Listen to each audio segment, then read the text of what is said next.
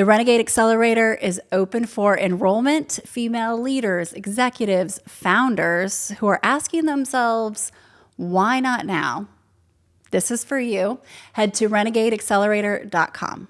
I'm Amy Jo Martin. Welcome to the Why Not Now Show.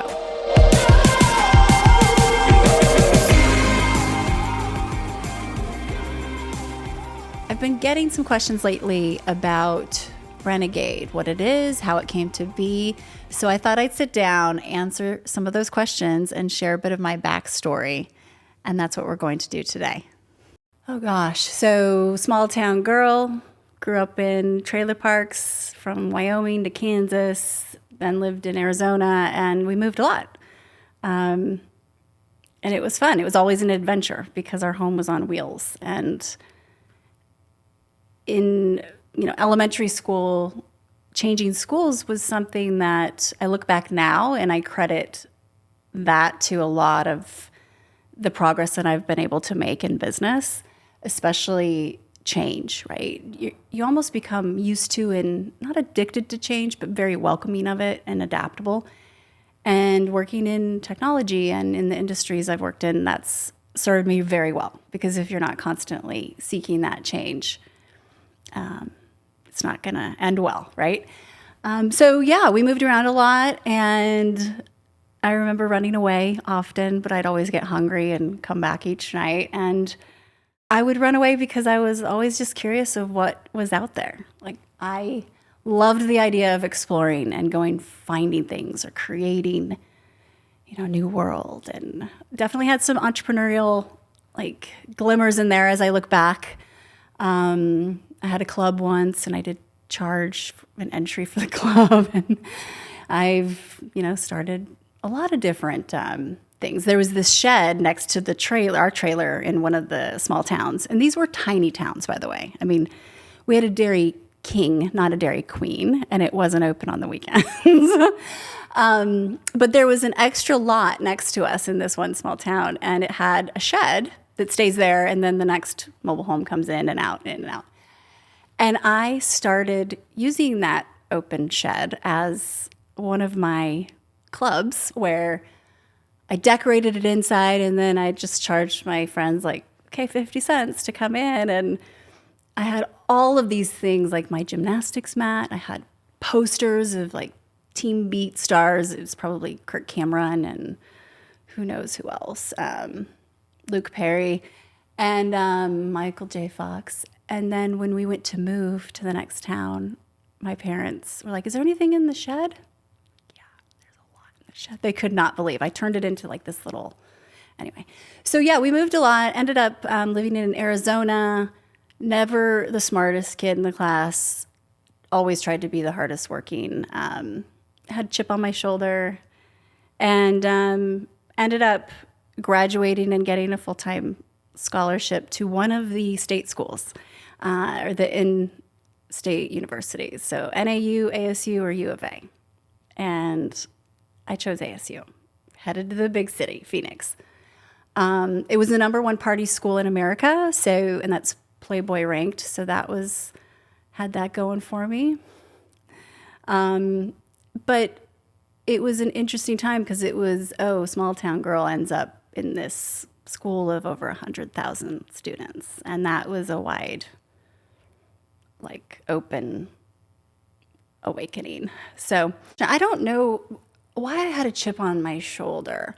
I'd say the chip started growing when I started getting into more of the professional sports and working in that industry, thinking I kind of needed to overcorrect, or I had something to prove, pushing from a place of having something to prove versus purpose has been a conversion I've worked at over time. But I think it was pretty good fuel as long as it's convertible into a more sustainable fuel, because that's fleeting.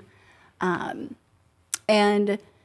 working in the advertising industry right out of school with a marketing and business degree, I saw a lot of aspects of business. I saw media, I saw the creative side, PR, obviously marketing, account management, and client services. And I worked on all the professional sports teams in the Phoenix area and the Arizona Lottery.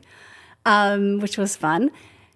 And it was old school. Like we still shot commercials on film, and we had to do telecine, and we, had print ads. And that's right when the digital wave was happening, right? Websites were coming onto the scene. And it was also during the dot-com bubble burst. So there's a lot of disruption, a lot of money in motion, shifting gears.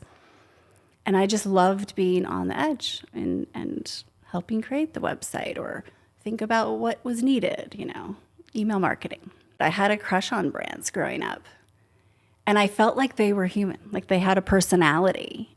Fast forward, it's amazing how you kind of manifest that in your life or career, because then I went on to humanize brands literally, but like the Nike logo and the Coca-Cola logo, they were so fascinating to me because they had such power.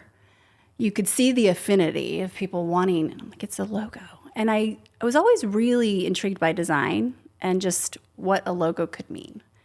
And I did have a crush on brands, and I still do today. So fast forward, and, I ended up working for the Phoenix Suns in the NBA, 05-06 season to 08-09, and it was such a fun time in basketball, especially for Phoenix. We had, all of these incredible all-stars, Steve Nash, Amari Stoudemire, Sean Marion, Grant Hill, Shaquille O'Neal, like the list goes on. And I became kind of the, she'll figure it out person, mobile marketing. Amy Jo will figure it out. Or, how can we sell against some of these online assets or digital assets? And I ended up in those meetings and eventually convinced them to give me a job. I wrote the description myself. And I remember going into my boss, who was a senior vice president in the league, female. And there was a very encouraging individual, this was key, that was one of the owners. His name was Sam Garvin. And he saw it. He could see the vision that I could see too. It's like, this is where we're headed. We got to go big. There's so much more. We're just barely there. And this was bleeding edge. I mean, 05, 06, 07, 08. And I just started experimenting. And I had this new role, the director of new media and research. And I just started asking a lot of forgiveness instead of permission and trying some things out. I think the momentum came from not only seeing that this was working, but the feedback loop of people wanting to know what I knew. So a lot of the, whether it's president or ownership team, they wanted to know what I had learned. And I was 20, 30 years their junior, and I knew I had something they wanted, and that was knowledge. And that gave me confidence. And I had to remind myself of that constantly because there are billionaires in the room of some of these meetings. And I just had to keep remembering, you're here for a reason because you have information and insight that they don't. I do think having confidence in myself and what I was seeing and seeing what was working and knowing, that 5% edge became 500%, like almost overnight, especially just even externally from a following of 0 going to 1 million. Small town girl from Wyoming isn't used to that kind of spotlight, but I think the confidence of, and always feeling pretty comfortable in these, circles of power in boardrooms has come from knowing my stuff, right? And the bravery to go out and experiment and come back with results. I think that's just, we can talk all day. It doesn't matter who you are, but if I have data or I have proof, I'm going to feel confident. And of course you have your jitters and your, imposter syndrome left and right, but I found tricks for those because those I could control. And it's, it was like, I was on an island though, right? I didn't have a crew backing me up necessarily. I remember there being a moment where I took my laptop into the arena, right? It was during the day, so the offices were literally at the same places, the arena and the practice court, and it was dark. And so you've got thousands and thousands of seats that are empty, and I just worked from there because I felt like there was so much resistance or just disapproval of this navigating and kind of diving into uncharted waters. It made everybody uncomfortable. There were no rules yet. So people don't like situations where, they don't know where the boundaries are. You're doing something new and it's like, wait, there was healthy tension, competitiveness. There was just a lot of, I believed in this way and I did it with integrity, but I had to go solo in the beginning. And then you find your advocates and allies. I loved what I was doing, and so I worked a lot because it brought me joy and energy, and it was stimulating. And I thought to myself one day, I see traction here. What if I could just do this on my own terms and design my own day? And this was 2008. And, there's this big moment in time where I meet Shaquille O'Neal and then start helping him, and we're on the team plane, and it's like a story I tell all the time, but this was a moment. And I do believe in those so much, where these moments you have a choice, and you kind of need to know how to manufacture bravery. And that's what I did. Started the first company, my first company. It was one of the first social media agencies to ever exist. And Shaquille O'Neal was our first client. Then we've got Nike, Dwayne "The Rock" Johnson, Fox Sports, Hilton Worldwide, employees in 10 different countries. I'm a 20-something entrepreneur, never done this before, but having fun and riding the wave. Write the New York Times best-selling book. And, there came a point where I was like, why am I doing this? Why?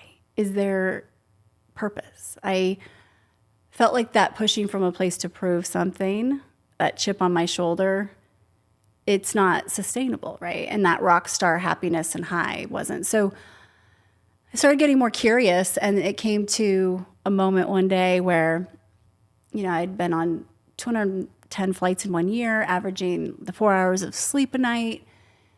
The company was just, gaining in numbers and, revenue, extremely successful right out of the gate. And I was still feeling empty. And I'm at the departure board one day at JFK, and I can't remember where I was. And I finally figured out, okay, I'm in New York. And then I walk over and head to fuel up for the day, Starbucks. And I go to sign the receipt on the coffee. And I can't remember my name. And it was one of the scariest moments of my life because things were moving so fast. I had no idea what I was doing or why I was doing what I was doing. From the outside looking in, it looked amazing, right? Just got the numbers, got the stats, flying private with, fancy clients. And from the inside, it didn't match. And so I was an emotionally and physically bankrupt millionaire. And that feeling was instant. Oh, maybe this isn't what I wanted. I've been chasing all these things and I don't have any guides either. Like, it's always been me, and who am I learning from, and why am I trying to do this on my own? And fast forward, I look back at that moment and I created Renegade because I wished I had people that I could go to in moments like that, personally and professionally. And that's what we've created at Renegade. We help each other do the really, really hard stuff. Getting down those black diamond, mountains of business and life, it's the real deal. And you need guides. So that was a moment that definitely served as the genesis for Renegade.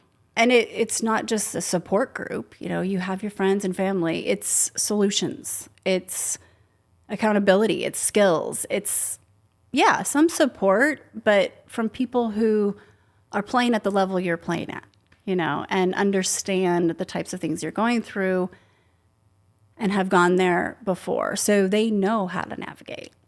But it's also leverage. You get the right people together that come from different backgrounds, have different intellectual capital, experience, skills, and mix it together. And that's a lot of networks. That's a lot of skills, exponential value exchange. And so that's a lot of leverage in that container that you don't typically get. And I needed skills from all around, not just tech or not just sports or entrepreneurial. Like, I need the mosaic in those moments, right? And we do. It's not a one size fits all. If we just think about that term renegade, it can't be used lightly, right? You really have to be willing to own it. And I see the potential in people usually well before they see it in themselves. And I'm damn good at helping them see it and bring it out and take action on it. And so I'm a person of action, and I prefer to, that's kind of like my secret potion, right? That's what I'm uniquely qualified to do. And if it's from stage, great. But I've found with Renegade, it works really well when you help other people see how to do that for themselves and each other too, right?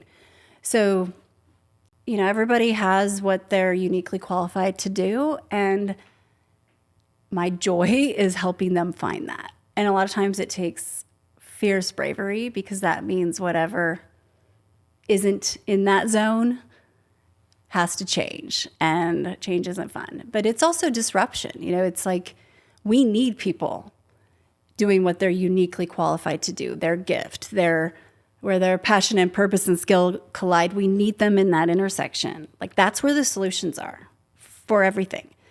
The disruption that we need, it's positive. It's not destruction, but it does need some ruthless, fierce attention. And that's what I'm all about. Renegade is not an empowerment group. If we're not empowering each other already, what are we doing? Like, that's just table stakes. It is really smart people who are passionate and fierce about living the life they want and making the impact they want. And as a result, usually they do very well financially too. All walks of life come to Renegade, and what they've done has already worked. They've got points on the board, right? They're usually top of their game, but they're trying to transcend that too. And so that's the big breakthrough. And we've seen, women who are some of the best. Here's one example.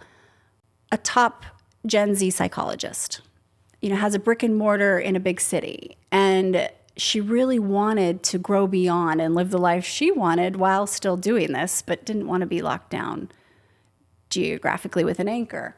And she had this little cabin in the woods, and she wanted to move there full time, but there's like no one around, and you can't have a brick and mortar practice like that. So she completely transformed her business, took her thought leadership, leveled it up, now is able to deliver her value and distribute it in a variety of different ways, still do what she is uniquely qualified to do at more scale in a place and space that she wants to, and actually impact more people and feel more fulfilled herself. So that's like one example.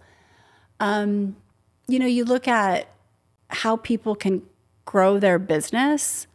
Well, when you have people around you in a container that has proven itself, there's a lot of trust, there's a lot of, value exchange, usually you'll end up doing business with those people. So there are several Renegades who number one lead generator is from Renegade.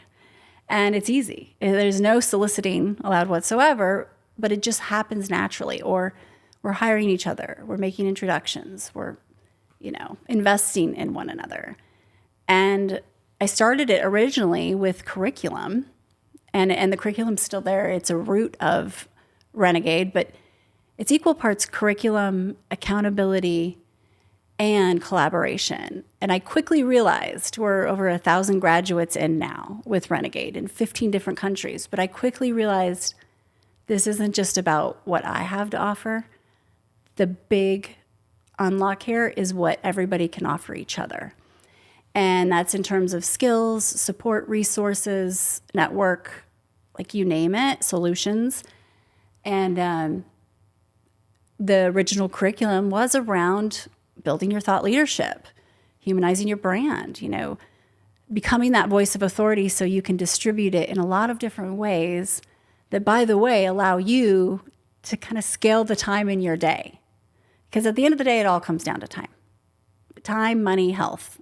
Those are the three things that dictate our choices in life. And a lot of these women that come to Renegade, they're tapped when it comes to time, right? They have done it all. They've tried to do it all. And they want more. We're going to take a quick break, and we'll be right back.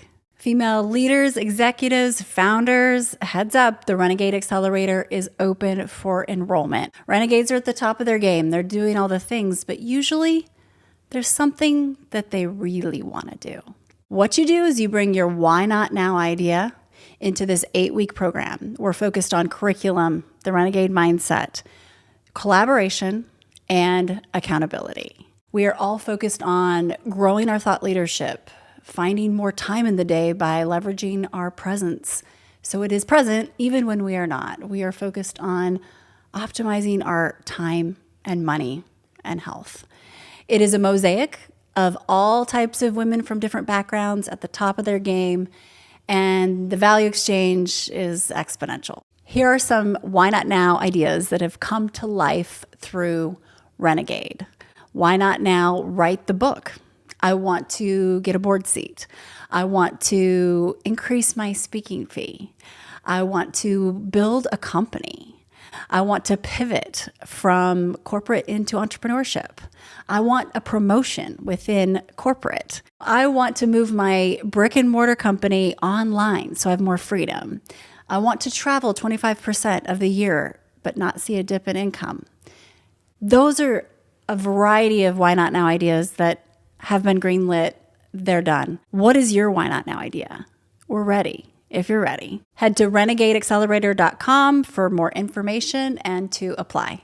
So much of Renegade is an operating system. It's a mindset that I've been using now for well over a decade. And I learned from the greats, right? Some of the best, most brilliant business minds and people I respect who are in alignment. And I realized that a lot, women who are coming to Renegade, they may not necessarily want to do more public speaking or increase their fee, or they may not want to write a book. But what they get from the mindset, the operating system, and then each other, as well as the resources we have to provide, and this container of leverage is what they need to get to that next level. And so that's why, the accelerator is how you get in. It's like the Renegade Highway, right? You come through the Renegade Accelerator and then you continue on. You stay in with the Renegade Collective, and we're collecting all these brilliant minds. And the value exchange is both personal and professional, meaning we're going through life together. All the big life things are happening, but the big business things are happening too. And what happened was, as I started listening, a lot of women, they're wanting to focus on their own wealth creation, rightfully so. They're wanting to learn, and the community, this container of women, started telling us what they wanted.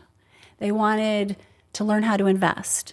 They wanted their own imprint. They were writing books, and we realized with this group of women and this influence, this leverage, we can start to create a different playbook for investing.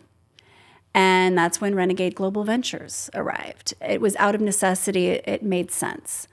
So Renegade is able to open up access to deal flow that a lot of these women would never see or have exposure to, and also open up access to the flow of capital, but they're learning as they're doing. And we're able to bring that volume together and create potency and leverage in the form of money. So we create special purpose vehicles, which allow us to go and invest. And we've done this from early seed stage, tech startups and AI companies, all the way to private equity deals across the funding spectrum. And we're learning while we're doing. And that is the key, because that brings confidence and that brings, some sense of psychological safety because we're together, and they get to write smaller check sizes and invest in the companies they're interested in, that they can help influence as well. So that's happened a couple times now, where same with the Renegade book imprint. We have the volume, we have the interest, and that becomes leverage to go create a different formula and democratize or disrupt the way things used to be done. What that means for the author. We have a hybrid publishing where we're able to tap into one of the biggest publishers in the world, Simon & Schuster, but also have a formula where the author gets to own the value they create and they have more upside. So they've got the distribution, but they also have a different formula that serves them better financially. And these opportunities open up when you get together and start thinking through, maybe we could do this differently. Another example is the Renegade multifamily office. So we have our own family office, which is led by Lisa DeTana, who's at Raymond James. She's one of the only 3 women in the top 50 global financial producers. She has $5 billion in assets under management and usually works with ultra high net worth individuals. Well, she became a Renegade, went through the accelerator, and realized, we could do this differently. And we opened it up and started offering that access to her and her team of 22 people. And it's life-changing. It's really cool to see how the skills and the expertise within the container can come alive and become a benefit to each other. So who is Renegade for? So first of all, we have female leaders, executives, founders, women in every industry. And that is the secret sauce, right? That is what makes this work so well. It's a mosaic. And usually these women, they're in a season of expansion. They're at the top of their game already. They've put points on the board, or they're in a transition or considering potentially a transition. The thing I hear often is these women have done the things, they've checked the boxes, and they're like, there's got to be another way, because I actually want more, but it doesn't necessarily mean doing more. It means doing it differently. And I talk about bandwidth versus capacity. They want to be flying higher. They want, the life that they envisioned, time with their kids. They want time to travel. They want their money working for them. And it's a different playbook, because a lot of times they're burnt out and they're ready for a different way to do things. So with a Renegade mindset, these women have a different point of view. They're flying higher. They're thinking so much bigger. And that opens up so much more earning potential. But it also opens up a smarter way to do things oftentimes, which means more time. And, the light bulb kind of starts to come on, and the realization of, we can do this differently. We don't necessarily have to do what's always been done. That's something that takes a lot of bravery. And they're at that point. They're looking around. I did the things. I'm equal parts burnout and kind of bored now. From the outside looking in, it looks great. But what about how I feel and the quality of life my day to day? You can redream, and you do get to. And a lot of times it's just lifting up, flying higher, getting more potent of what you're good at, and being able to focus on what you are here to do. The Renegade Accelerator is an 8-week program, and it's just long enough to take both a personal and professional why not now idea. Example would be, I'm going after that promotion, or I want to start investing. I'm going to, start traveling 25% of the time. And so you bring a personal and professional idea. I want to get on a board. I want to increase my speaking fee, or just start public speaking. Write a book. And we work it through the operating system for 8 weeks and you're focused. And this isn't, hypothetical. This is literally working on your goals. And it's just long enough to get the traction and the momentum and results to teach you how to think differently. So these two ideas are vehicles and they're examples of how you can do this all day, every day. And it's proof, but it's also, high octane because you're with other women in an intimate setting that are doing the same thing. And you feel valuable because you are able to help others with your expertise that they don't have. And it's that contagion of getting after it and collectively using your skills, influence, leverage, contacts, networks, and just accountability. Calling each other out and being real and direct. That's why it's 8 weeks.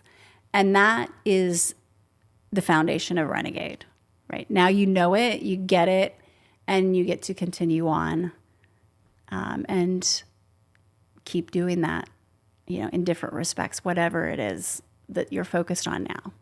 It's confusing sometimes to people. They say, oh, is this for entrepreneurs or is this for corporate? And great question, because usually you don't mix this type of skill set. These bubbles don't usually collide. And intentionally, yes, it's for both.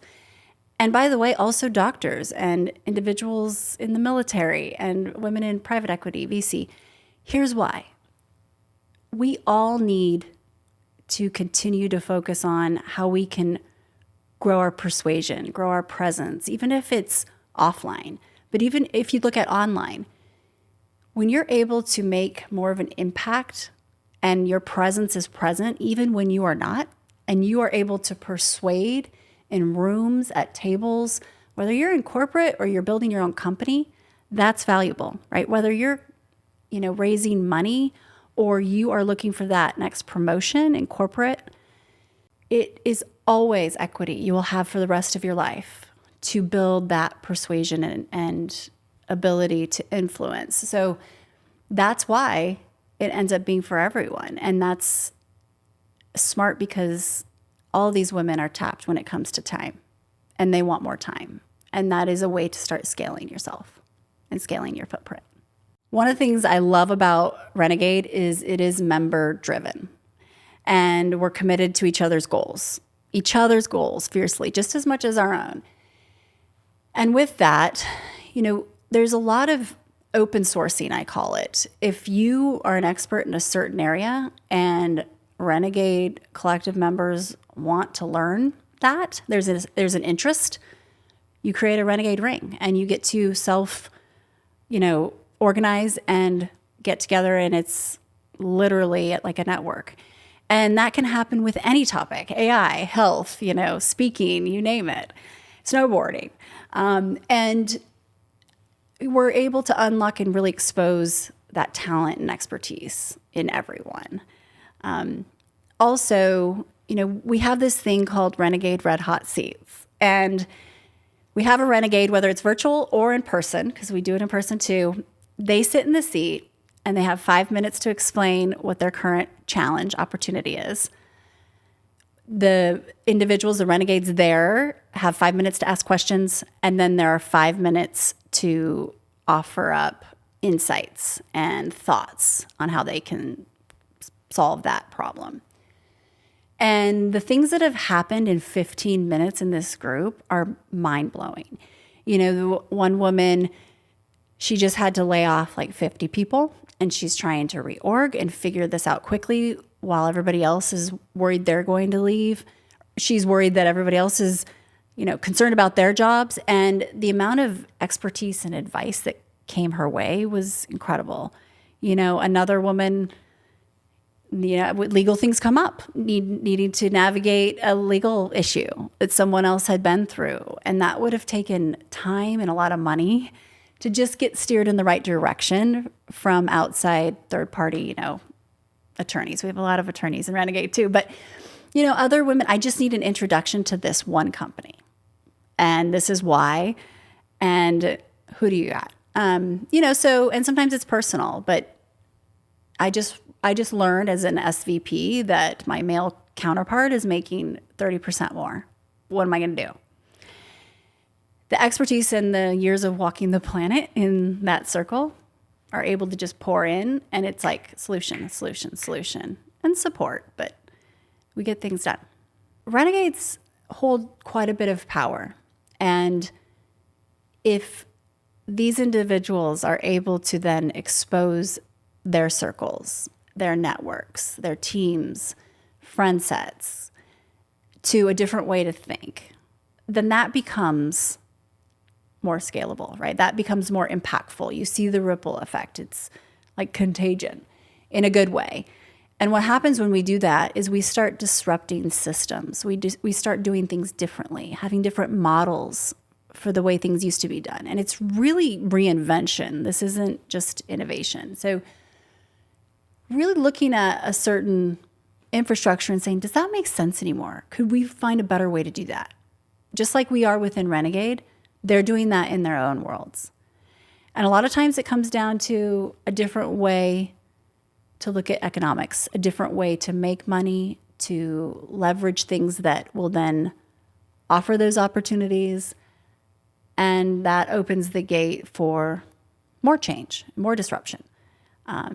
But that is the goal, is to open source this way of thinking and get more people acting in a way that makes sense for right now versus the way we've always done it.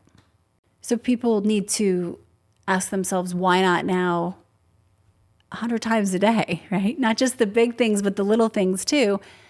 And also, why not stop something right now that isn't working? So that mentality, all we have is this moment, and we vote with our time. So time, money, health, that's why I'm so bullish about those 3 buckets, because at the end of the day, we don't know what's happening tomorrow or the next day. It's not guaranteed. So if you're not taking action right now, then you're leaving time on the table. And money. There's nothing wrong with money. My cowboy hat ring was actually my great-great-grandmother's, and she was a badass renegade. She rode side saddle on her horse and with her dress on. But she just kind of exuded that, I'm going to do this my way. I'm still going to do what I want to do. And I just love it. So this was her cowboy hat ring. A current why not now that I haven't, what if, could I have just started taking some action? Trying to think of something that I haven't greenlit.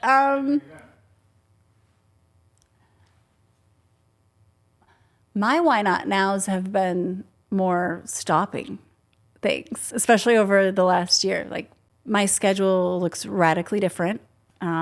And they've been a lot of internal why not nows. The external stuff I feel like I'm good at.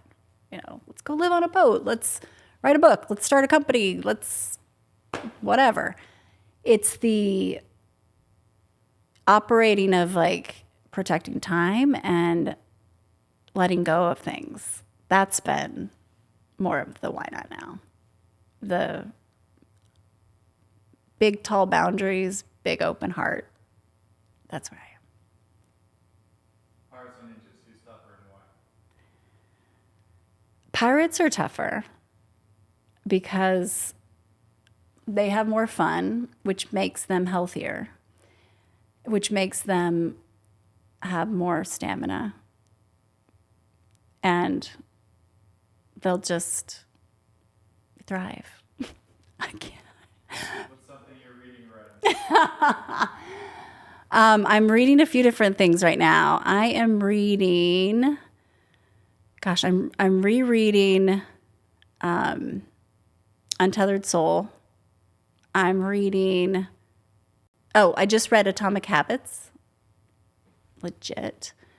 I'm big into like consistency, trying to just focus on consistency. Consistency is sexy, right? It's the one thing that compounds over time that we know we can do and have power over. Like, why wouldn't we do that? But it's a lost art in science, I think. We all want everything right now. If you could have a superpower, what would it be? Fly. I'd love to fly. What is that? Because I just like to be up high, and that's where I get my best ideas. You know, like, feel like you can just see the future, and you can, I don't know, you're more efficient up there, right? Altitude, it requires less fuel. And I mean with wings, right? Not just private jet. I would like some wings, and I like red, probably with like beautiful and really long, like, you know, make friends with eagles and things. So the exchange on the team plane when we were headed to play the Lakers was one of the most impactful moments of my life. And if I were to be walking back down the aisle to go sit down, having just talked to Shaquille O'Neal and deciding, okay, I'm going to start my own company, my first thing.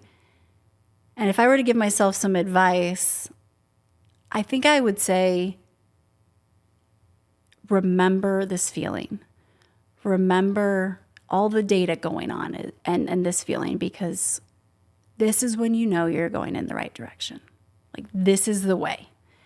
And we often get so confused, but like, it was so potent. There was no guessing. There was no wavering. And that clarity is something I think often we crave because we're not listening. We're not paying attention. But, oh yeah, like, you are crystal clear. So when you feel that way, take note. What's going on? It's your compass. I've been thinking a lot lately about where we are in this moment in time. AI is causing crazy change in exciting ways. And then also, like, the season of pragmatic operating that we're in. And I think there will be a lot of surfacing of underdogs, like those challengers. And when you are an underdog, you technically have an advantage because people don't see you coming. You're underestimated. And you show up, you know, on the scene and start to disrupt. And it's kind of nice because you get to operate, you know, and do what you know needs to be done without a lot of influence or eyes on you. And that's Renegade, right? Nothing that appears fancy ever started that way. And most of us were underdogs.